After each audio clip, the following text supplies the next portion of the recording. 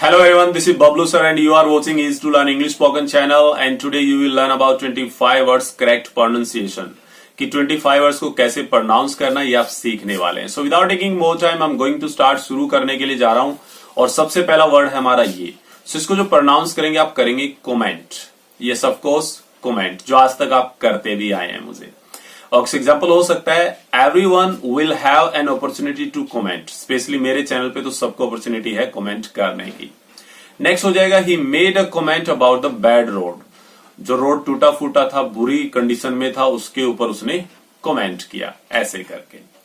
Next हो जाएगा ये। यस, ये मत देखना कि इसमें डबल ई नहीं सिंगल ई आएगा, क्योंकि अगर डबल ई है तो भी आपको सिखाने के लिए। सो जब डबल ई होगा तो वो फीमेल के लिए होगा, मतलब फीमेल मंगेतर की जब आप बात करेंगे डबल ई आएगा और इसको बोलेंगे फियांसी। Fiancée, yes. सो एग्जाम्पल के थ्रू समझते हैं। मैंने कहा माई फियांसी डजंट लाइक कुकिंग। मेरी मंगेतर को कुकिंग पसंद नहीं है। नेक्स्ट हो सकता है where did you meet your fiancee first time. अपनी फियांसी से मंगेतर से पहली बार कहां मिले थे। और जो नेक्स्ट है वो डबल ई के साथ नहीं है, सिंगल ई के साथ है। लास्ट में सिंगल ई आता है और इसको बोलेंगे फियांसे। और फियांसे मेल के लिए यूज होता है। जब मेल मंगेतर की बात करेंगे तो बोलेंगे फियांसे। एग्जाम्पल के थ्रू समझते हैं। मैंने कहा does your fiance go to temple. क्या आपका मंगेतर मंदिर जाता है। या दूसरा एग्जाम्पल हो सकता है सी देखो your fiance is staring at me. आपका फियांसे मुझे घूर रहा है। So fiancee fiance. फिर भी अगर मान लीजिए कोई ज्यादा प्रॉब्लम आती है आपको तो कोई ज्यादा मैटर नहीं करता, फियांसे दोनों को बोल सकते हैं, बट स्पेलिंग हमेशा ध्यान में रखना। सो फियांसे या फिर अलग अलग करेंगे, फीमेल के लिए फियांसी और मेल के लिए फियांसे। और जो नेक्स्ट वर्ड है वो भी इसी से रिलेट कर रहा है, वो है ये। सो इसको प्रोनाउंस करेंगे ज्वेलरी। ज्वेलरी जो होता है वो गहने या आभूषण के लिए यूज होता है। सो सेंटेंस के थ्रू समझते हैं। मैंने कहा the police recovered the stolen jewellery. जो चोरी हो गए थे गहने वो पुलिस ने रिकवर कर लिए थे, ऐसे करके। नेक्स्ट की बात करेंगे यहां पे she was wearing a single piece of jewellery. वो खाली देखो उसके पास इतने गहने थे फिर भी वो एक पहने हुए थी, ऐसे।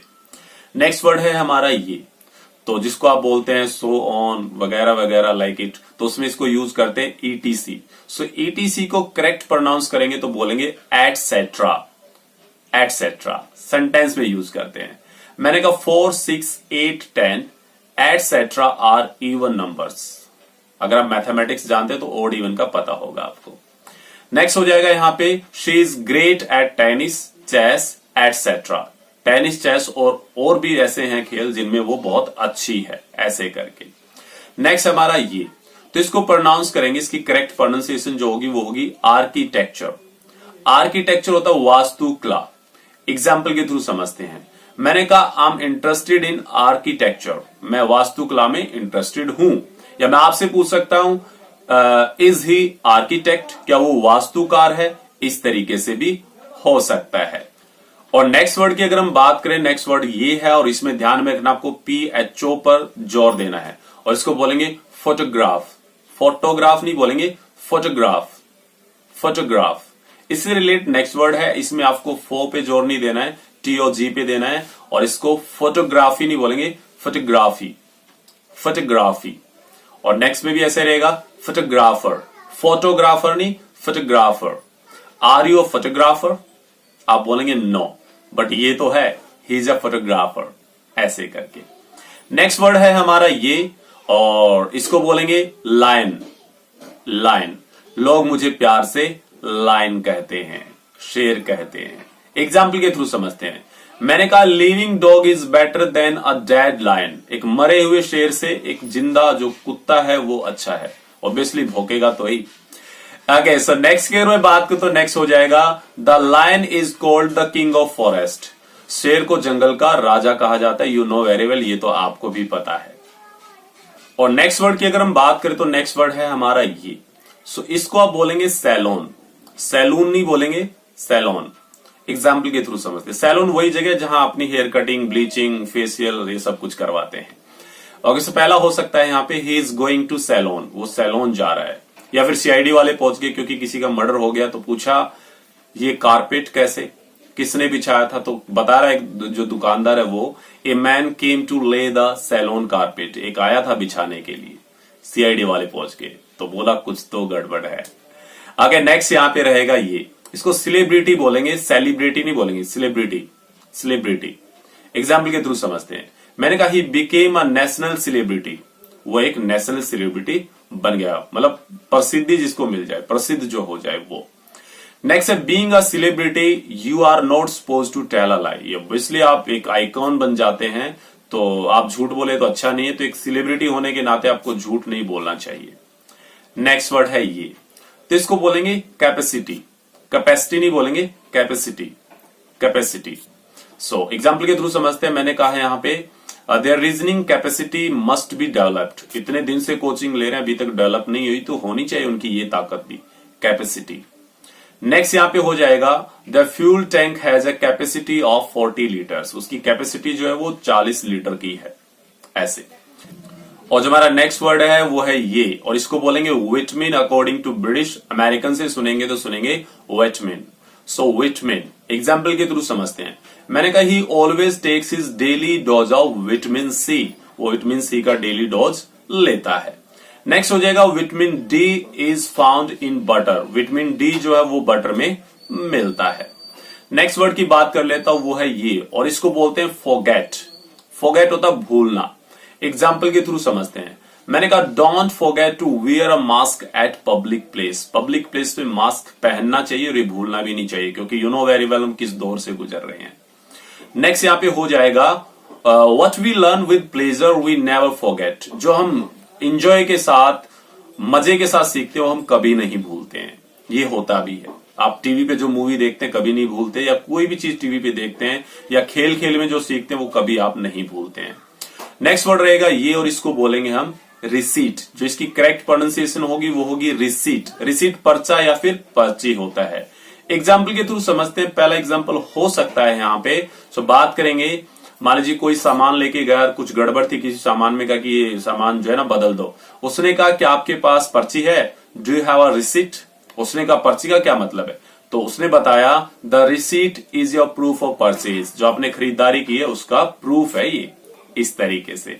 नेक्स्ट हमारा ये, इसको बोलते हैं डिटरमिन। सो डिटरमिन होता है तय करना, निर्णय लेना, निश्चित करना। एग्जाम्पल्स के थ्रू समझते हैं। डिटरमिन हो जाएगा यहाँ पे you should determine what is right for you. ये आपको तय करना चाहिए कि आपके लिए क्या सही है। या नेक्स्ट हो सकता है people should be allowed to determine their own future. वो अपना फ्यूचर अपने आप निश्चित करें, ऐसा करने देना चाहिए, ऐसे करके। नेक्स्ट हो जाएगा यहाँ पे ये, और इसको हम बोलेंगे ईवल। ईवल होता है बुराई।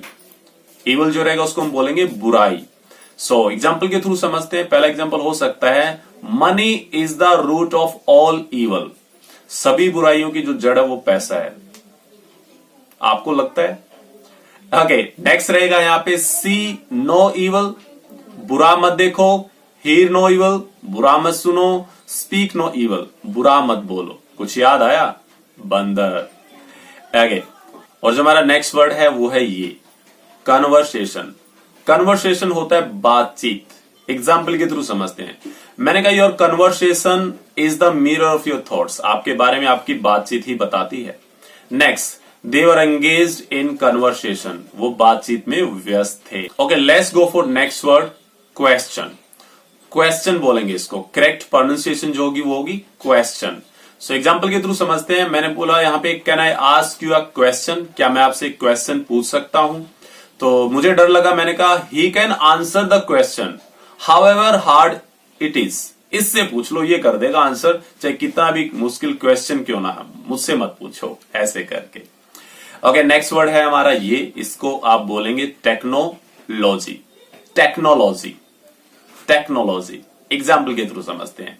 मैंने कहा we are living in technology era. हम टेक्नोलॉजी युग में जी रहे हैं। नेक्स्ट हो सकता है मॉडर्न टेक्नोलॉजी इज अमेजिंग। सच में बहुत सुपीरियर है, बहुत एडवांस है। और नेक्स्ट वर्ड है हमारा ये, और इसको बोलते हैं वुमन। वुमन एक औरत को बोला जाता है, सिंगल औरत के लिए वुमन। एग्जाम्पल के थ्रू समझते हैं। मैंने बोला she is very beautiful woman. वो बहुत सुंदर औरत है। या मैं नेक्स्ट बोल सकता हूं the woman was labouring with child. औरत जो है वो बच्चे के साथ मजदूरी कर रही थी। अब इसका प्लूरल हम अगर करें तो वो हो जाएगा विमिन।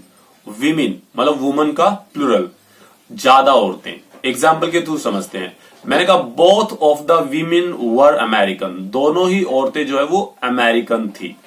नेक्स्ट हो सकता है यहां पे women usually live longer than man.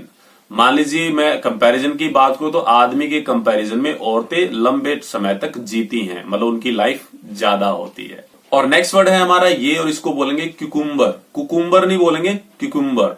सो एग्जाम्पल के थ्रू समझते हैं। मैंने कहा he gave me 2 kg cucumber, उसने मुझे 2 किलो खीरा दिया, इस तरीके से। नेक्स्ट हो जाएगा please peel the cucumber and chop it into small cubes, काट भी दो इसको, ऐसे करके। और लास्ट अगर मैं वर्ड की बात करूं वो है ये, अगर मैं इसका ई हटा दूं तो आप बोलेंगे सूट, और ई लगा दूं तो सूटे नहीं बोलना है, इसको बोलेंगे स्वीट। स्वीट होता है होटल का कमरा। एग्जाम्पल्स के थ्रू समझते हैं। मैंने कहा this is a nice sweet, ये एक बहुत सुंदर कमरा है। या अगर मैं रेंट की बात करूं तो मैं बोल सकता हूं यहां पे it's $50 for an entire sweet, इस कमरे की जो कीमत है, रेंट जो है वो $50 है। सो आई होप समझ में आया होगा। इनकमिंग टाइम कॉन्फिडेंस के साथ इन वर्ड्स की आप करेक्ट प्रोनाउंसिएशन यूज कर पाएंगे, और सामने वाला सुन के जरूर बोलेगा ओवर एन इंग्लिश, क्या इंग्लिश है आपकी। सो वीडियो में पहली बार है तो वीडियो कर लीजिएगा लाइक, और चैनल को कर लीजिएगा सब्सक्राइब, क्योंकि मैं आपके इंग्लिश को इंप्रूव करने के लिए हर वो कोशिश करता हूं जिससे आप इंग्लिश बोल पाए। सो कीप डूइंग प्रैक्टिस, मिलते हैं नेक्स्ट वीडियो में। Till then have a nice time.